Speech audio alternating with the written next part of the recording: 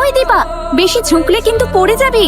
এই বাইরেটা কি সুন্দর দেখ, এই সর্ষে ভরা ক্ষেত, ঠান্ডা হাওয়া, সবকিছু মিলিয়ে দারুণ দেখতে লাগছে। দেখ, গ্রামের মজাই আলাদা।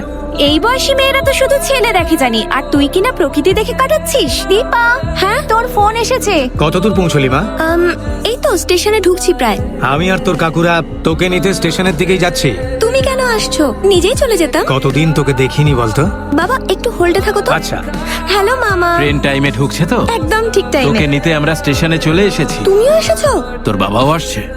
না না না, কই না। তুমি এত চিন্তায় পড়ে গেলে কেন? আচ্ছা, আর উপায় কি? একদিকে আমার বাবা, অন্যদিকে আমার মামা, এদের দুজনের মাঝে আমি পিষে যাচ্ছি। দাদা, এরা মনে হয় এখানে শুধু ট্রেন দেখতেই এসেছে। ওদের ব্যাপারে নাক গলাস না, ওদেরকে ওদের মতো থাকতে দে। দাদা, এদের বাড়ির এত লোক যখন আছে, ওটাকে তো জেলা ঘোষণা করে দিলেই হয়। হাই। আয় নেমে আয়।